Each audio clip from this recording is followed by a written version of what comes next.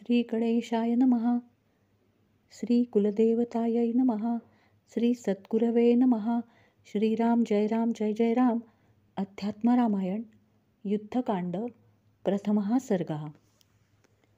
श्री महादेव म्हणाले, मारुतीचे समग्र भाषण ऐकून रामाला अत्यंत हर्ष झाला आणि तो म्हणाला, देवांना देखील अत्यंत दुष्कर असे कार्य मारुतीने केले. भूतलावर दुसऱ्या कोणाला हे कार्य सिद्धीस नाही हा विचार देखील मनात आणणे शक्य नाही. 100 योजने विस्तीर्ण अशा समुद्राला उल्लंघून जाईल असा कोण आहे?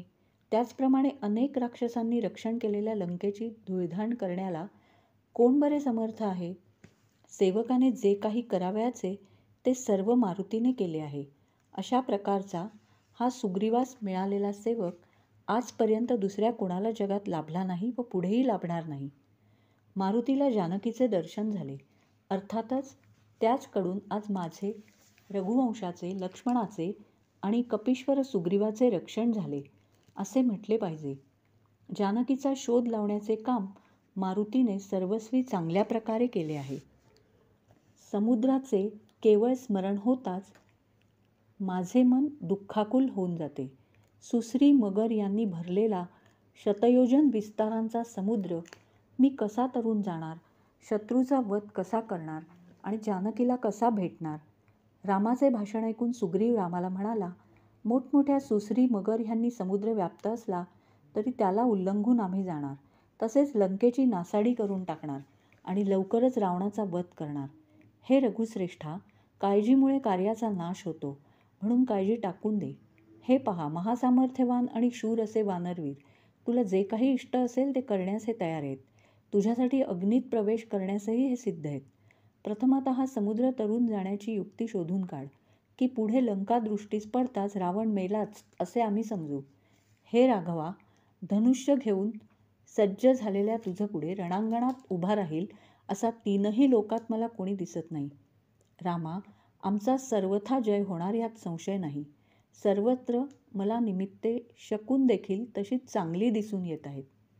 भक्ती आणि वीर्य यांनी युक्त असे ते सुग्रीवाचे भाषण ऐकून रामाने त्याचे म्हणणे कबूल केले आणि पुढे उभ्या असलेल्या हनुमंताला तो म्हणाला, काही ना काही युक्तीने आपण महासागर उतरून जाऊच.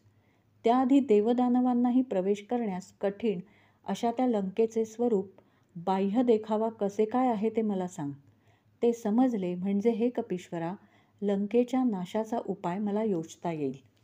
रामाचे भाषण ऐकून हनुमंताने नम्रतापूर्वक हात जोडले आणि तो म्हणाला, देवा, मी जे काही पाहिले आहे ते तुला नीट सांगतो.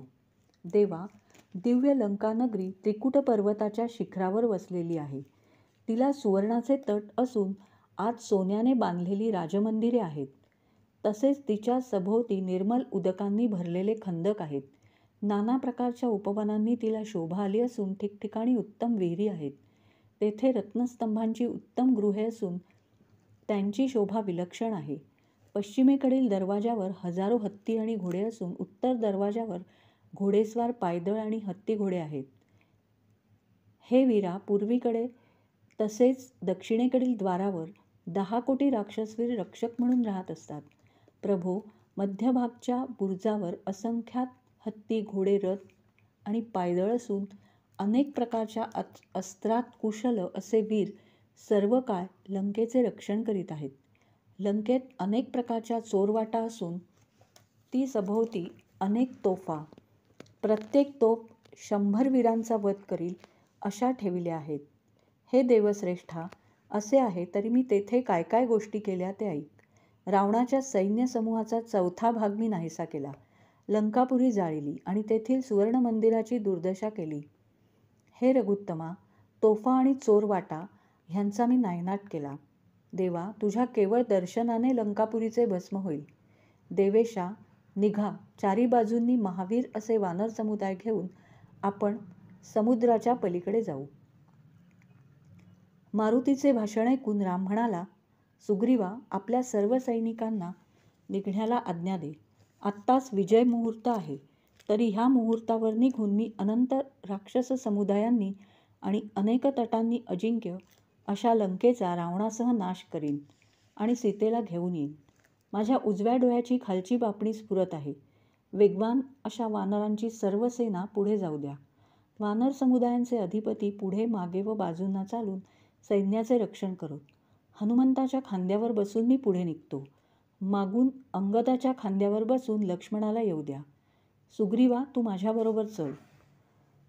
गज, गवाक्ष, गवय, मैंद, द्विविद, नलनील, सुषेण आणि दुसरे सर्व शत्रुनाशक सेनापती चारी बाजूंनी निघोत. वानरांना अशी आज्ञा देऊन श्रीराम लक्ष्मणासह निघाले. प्रभू रामचंद्र हर्षाने सैन्याच्या मध्यभागी चालत असून त्यांच्याबरोबर सुग्रीव होता. मोठमोठ्या हत्तींसारखे त्या वानरांचे देह असून इच्छेस येईल ते रूप त्यांना घेता येत असे. ते शूरांसारखे डौलाने चालत व गर्जना करीत दक्षिण दिशेकडे निघाले. वाटेत सापडतील ती फळे आणि मद्यभक्षण करीत ते जात होते. प्रत्येकजण रामापुढे येऊन मी रावणाला मारून टाकतो असे सांगत होता. अशा प्रकारे ते अतुल पराक्रमी वानरश्रेष्ठ जात होते. दोघा वानरांच्या खांद्यावर बसून रामलक्ष्मण चालले आहेत हे पाहून आकाशात एकाच वेळी चंद्रसूर्य उगवून त्यांसभोवती नक्षत्रे चकाकत आहेत की काय असा भास होत होता. सर्व पृथ्वीला आच्छादून ती मोठी सेना चालली होती. कित्येक वानर आपली पुच्छाग्रे आपटीत तर कित्येक झाडे उपटून घेत असत. पर्वतांवर चढून वायुवेगाने धावत सुटणारे असे असंख्यात वानर सर्वत्र भरून राहिले होते. रामाकडून त्यांचे रक्षण होत असल्यामुळे ते आनंदाने चालले होते. ती सेना अहोरात्र चालत असे. कोठे क्षणभरही थांबून राहत नसे. मलय व सह्य पर्वतांवरील विचित्र अरण्ये पाहत श्रीराम चालले होते. ते सर्व सह्य व मलय पर्वताला मागे टाकून क्रमाने समुद्रावर येऊन पोचले. समुद्राची भयंकर गर्जना चालली होती. मारुतीच्या खांद्यावरून खाली उतरून रामाने सुग्रीवाला बरोबर घेतले आणि पाण्याजवळ येऊन तो म्हणाला, मगरांचे वसतिस्थान अशा समुद्रावर आपण सर्व येऊन पोचलो.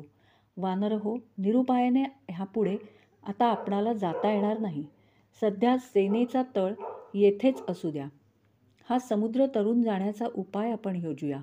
रामाचे भाषण ऐकून सुग्रीवाने लागलीच समुद्राजवळ सैन्याचा तळ दिला. त्या सेनेचे रक्षण मोठमोठे वानर करीत होते. त्या भयंकर दिसणाऱ्या समुद्राला पाहून सर्वांना दुःख झाले. मोठमोठ्या उंच लाटा ज्यावर उसळत आहेत, भयंकर सुसरींनी ज्याचे स्वरूप उग्र दिसत आहे, ज्याच्या खोलीला ठाव नाही, ज्याचा आकार आकाशासारखा आहे, अशा त्या समुद्राला पाहून ते सर्व दुःखित झाले. वरुणाचे वसतिस्थान अशा या भयंकर स्वरूपाच्या समुद्राला आम्ही कसे तरून जाणार?